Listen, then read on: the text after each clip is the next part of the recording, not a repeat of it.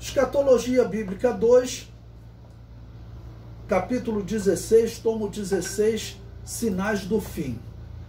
O comentário do livro diz: os últimos dias se estendem dos dias que a igreja estará aqui na terra, antes do arrebatamento, até o fim da grande tribulação.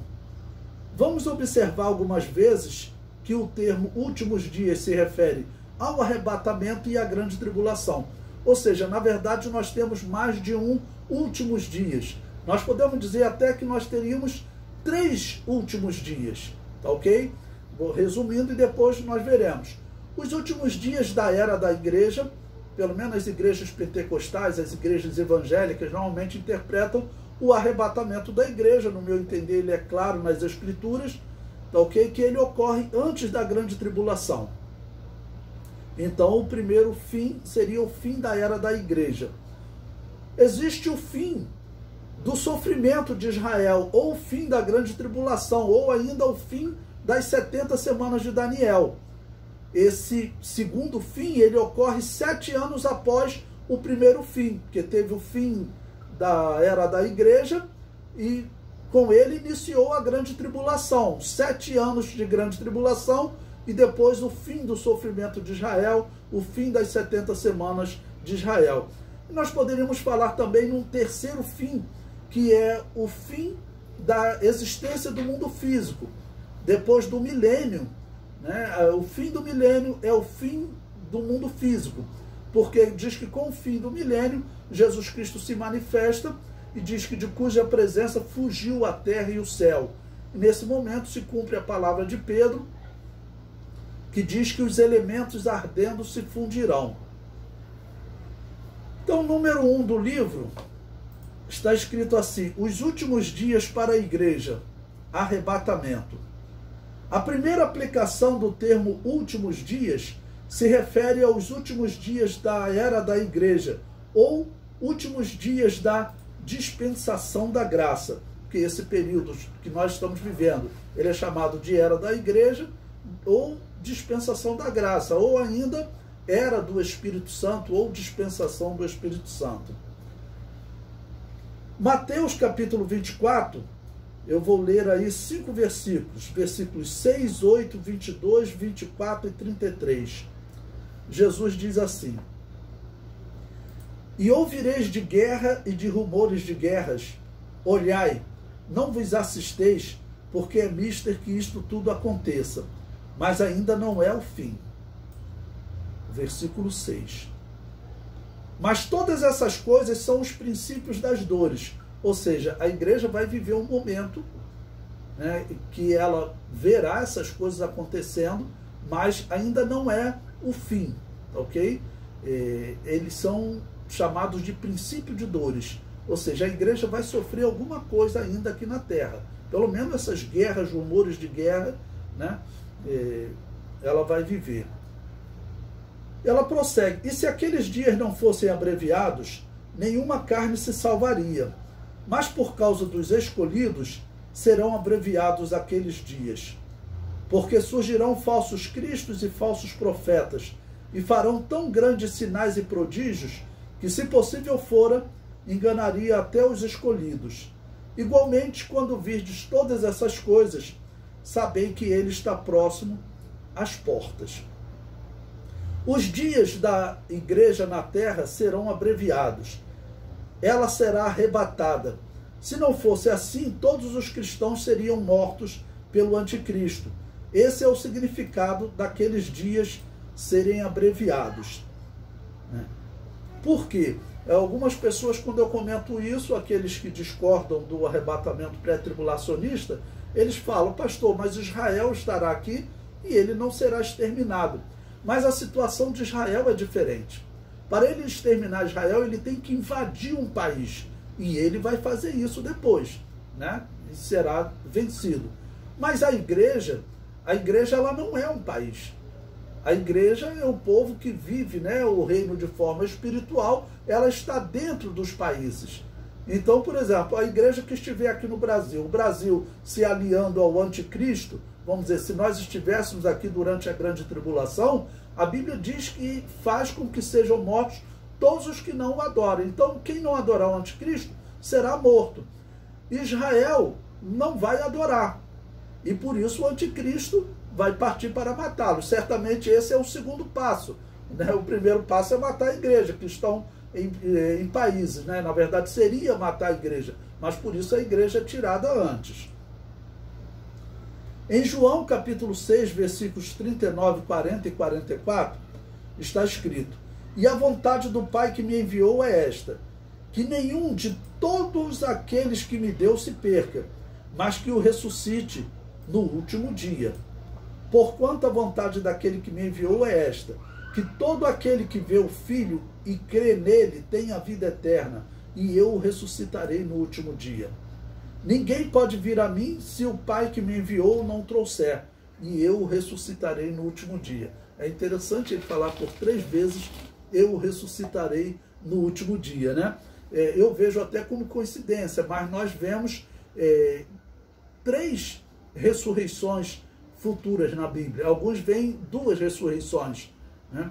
Nós vemos uma primeira ressurreição no arrebatamento, vemos uma segunda ressurreição no fim da grande tribulação. Na verdade, essas 2 na Bíblia são chamadas de primeira ressurreição, então, por isso nós chamamos de primeira parte da primeira ressurreição e segunda parte da primeira ressurreição. E depois vemos uma outra ressurreição no final do milênio. A primeira ressurreição, as 2 partes, só salvos participam, mas a segunda ressurreição, ela participam salvos e condenados, né? Salvos que morreram durante o milênio e condenados de todos os tempos.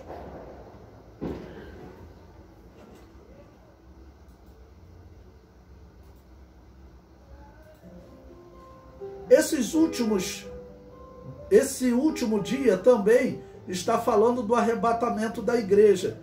No arrebatamento, os cristãos ressuscitarão. 1 Timóteo 4:1, né? Mas o Espírito expressamente diz que nos últimos tempos apostatarão alguns da fé, dando ouvido a espíritos enganadores e a doutrinas de demônios. Então também são últimos tempos, os últimos tempos da era da igreja. Esses últimos tempos também refere-se aos últimos dias da era da igreja. Esse momento será caracterizado por apostasia.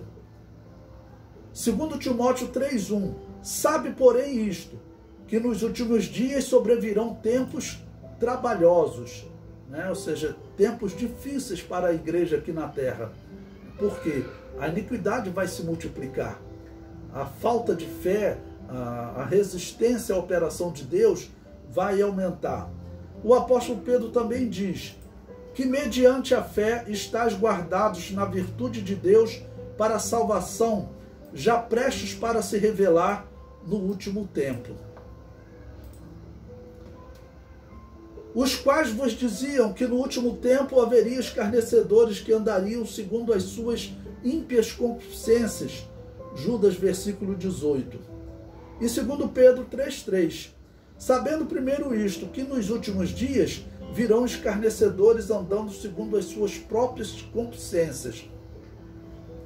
Vimos o termo últimos dias aplicando-se aos últimos dias da igreja na terra. Agora os últimos dias para Israel.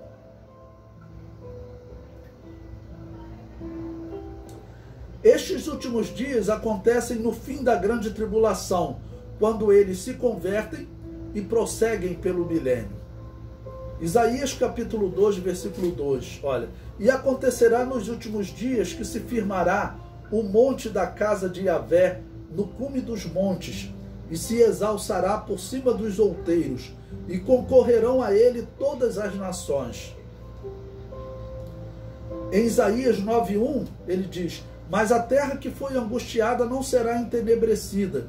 Ele envelheceu nos primeiros tempos, a terra de Zebulon e a terra de Naftali, mas nos últimos a enobreceu, junto ao caminho do mar, além do Jordão, a Galileia dos gentios. Em Jeremias 48:47, mas farei voltar os cativos de Moabe no último dos dias, diz Yahvé, até aqui o juízo de Moabe. Em Jeremias 49, 39 também ele diz: acontecerá, porém, no último dos dias, que farei voltar os cativos de Elão, diz Yahvé. Daniel 8, 19, que diz: e disse, eis que te farei saber o que há de acontecer no último tempo da ira, porque ela se exercerá no determinado tempo do fim. Esse tempo do fim que ele está falando, Jeremias, Isaías, está falando de uma recuperação espiritual de Israel, principalmente Jeremias, que ele está profetizando durante o cativeiro babilônio, ele está em Canaã profetizando durante o cativeiro babilônio, ele está anunciando uma recuperação de Israel, né? E Daniel, após esse capítulo 8, no capítulo 9, ele vai estar orando a Deus, né, para que o povo retorne do cativeiro para Canaã, e Deus vai lhe enviar uma mensagem avisando o seguinte: olha, a volta do povo para Canaã vai acontecer, mas a recuperação espiritual deles, olha, serão 70 semanas, ou seja, 490 anos. E ainda anuncia que o Messias será morto e logo teria uma interrupção na contagem das semanas, e nós já estamos aí desde Daniel, né, cerca de 2.600 anos em número redondo, e ainda não se cumpriu essa profecia.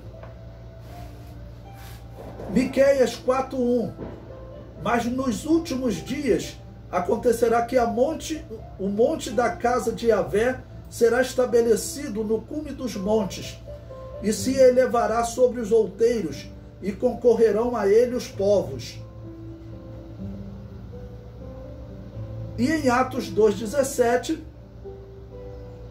está escrito: e nos últimos dias acontecerá, diz Deus, que do meu espírito derramarei sobre toda a carne, e os vossos filhos e as vossas filhas profetizarão, e os vossos jovens terão visões, e os vossos velhos sonharão sonhos. Então observe, esse texto do apóstolo Pedro, ele fala dos últimos dias, né, e fala como se ele estivesse se cumprindo ali no dia de Pentecostes. Ele cita a profecia de Joel. Na verdade, essa profecia, ela não se cumpriu no dia de Pentecostes completamente. Ela se cumpriu em parte. Como Israel rejeitou o Messias, os dons que Deus prometeu através de Joel vieram para a igreja, não foram para Israel, né? Mas durante a grande tribulação, essa profecia vai se cumprir também. Por quê? Se você ler todo o texto da pregação do apóstolo Pedro, ele diz que, além dos sonhos e das visões, teriam sinais no sol e na lua. Isso aconteceu no dia de Pentecostes? É claro que não, mas vai se cumprir durante a grande tribulação, no momento da recuperação de Israel. Eles terão sonhos, visões, e também haverá sinais no sol e na lua. E em terceiro lugar, os últimos dias do mundo físico.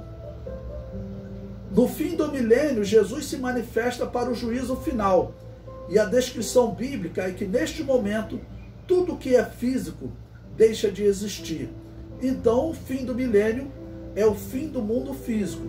Então, nós observamos aí três fins na escatologia, três fins proféticos: no arrebatamento da igreja, no fim da era da igreja, no fim da grande tribulação, que é o fim do sofrimento de Israel, o fim das 70 semanas, e no fim do milênio, né, que é o fim do mundo físico.